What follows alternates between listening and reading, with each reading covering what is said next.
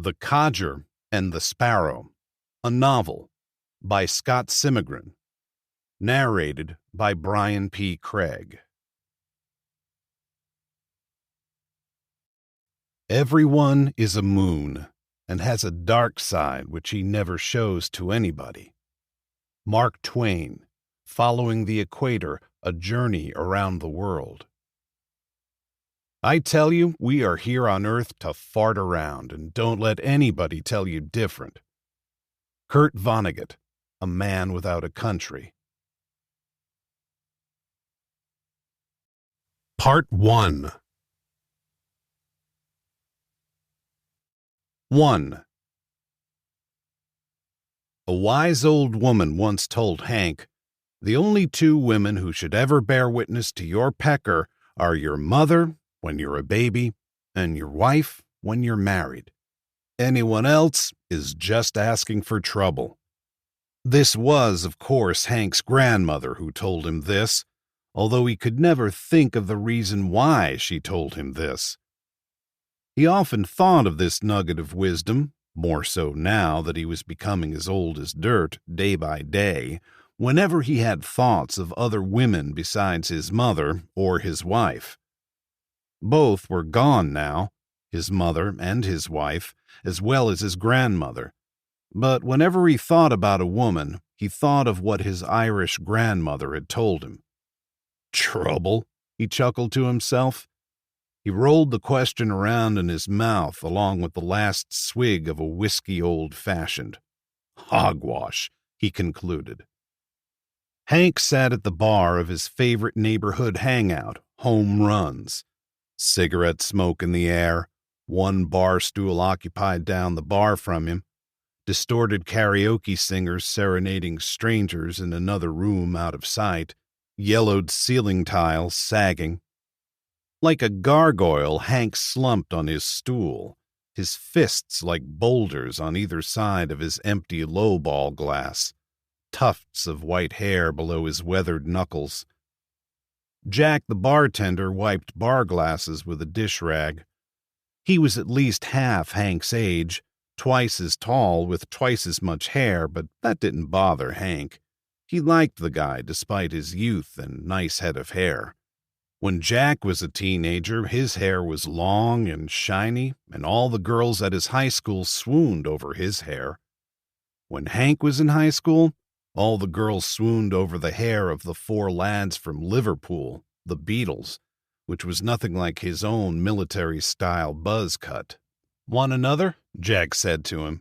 Hank nodded. "Yep, coming up," Jack said, grabbing a bottle of top-shelf whiskey from behind him, then beginning his ritual of concocting Hank's favorite drink, whiskey old-fashioned.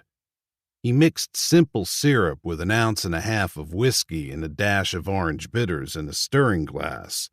He rubbed orange peel along the rim of the drinking glass, topped it with 1 Amarena cherry with a dribble of syrup, and finished it off with a single large ice cube. There was only one problem. Jack's jar of Amarena cherries was empty, and he knew Hank despised maraschino cherries, a lowly replacement for the rich, darker berry. Hatred wasn't a strong enough word for Hank's ill feelings toward maraschino cherries.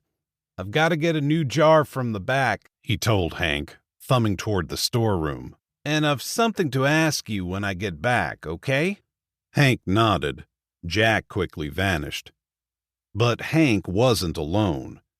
At the other end of the bar sat Ernie, a drunk Hank rarely conversed with nowadays but saw regularly at Home Runs, one of about a dozen familiar faces that Hank recognized in his favorite hangout. Ernie's facial features were undeniable, bent, crumpled, and bashed like the wreckage of an auto accident. He glared at Hank as if he knew Hank's deepest, darkest secret, which had something to do with Hank's involvement in a plot to overthrow the U.S. federal government, or possibly that Hank was putting the moves on Ernie's wife or his ugly sister, the other half of the familial wreckage. It was hard to say. Ernie grunted something. Hank shrugged. A woman pretending to be Donna Summers squealed from the other room, working extra hard for her money. Ernie's face burned red. Jack returned, placing the new jar of dark Italian cherries on the bar, then continued with his concoction. "The last time you were here," Jack began, opening the jar of cherries, then smiling at Hank, "you were telling me about reconnecting with an old flame, is that right?" He spooned out a cherry and a bit of burgundy syrup, dropping it in the lowball glass. Hank's hands merged, fingers interlacing. He was longing to hold that next cocktail. "Yep," Hank said, then snorted. "High school sweetheart." "Really? That's wild." Jack stirred the whiskey, bitters, and simple syrup, then poured it into Hank's glass. He set the cocktail on a black bar napkin. Hank toasted Jack, then took a slurp of his cocktail. Satisfied, he carefully set the glass back on the napkin. "She lives near Euston. Found her online a few months ago. She seems to still be fond of me. At least I think so." Jack's face lit up with astonishment. "Really? You contacted her?" "Yep," Hank began, then stammered. "Well, I wanted to, but—" A grin slid across Jack's face. "You sly son of a—" Suddenly, Ernie cleared his throat, a harsh sound like an envelope being ripped open. "You gonna tell her how your wife and kid died?" Ernie blurted, then smirked, the lame attempt at a smile appearing on his mangled mug like a gash in a potato. Hank turned to Ernie, angrier than a trapped raccoon. Now that was Hank's deepest, darkest secret. Not overthrowing the U.S. government or boinking Ernie's wife or ugly sister. Had he said it aloud at home runs after drinking one too many cocktails? Had he drunkenly confessed his darkest hours, days, and weeks after his loved one's untimely and unfortunate deaths to anyone who would listen at the bar and simply forgotten? Hank couldn't remember how Ernie knew this about his lovely wife or his beautiful daughter, but he wasn't in the mood to engage with Ernie either. He wanted to punch that smug face, but he knew better.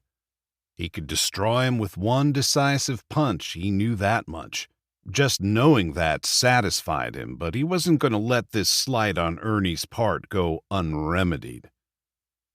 "Suck a donkey dingle," Hank pronounced, then turned back to his drink, placing his protective fists on either side of his sweating glass.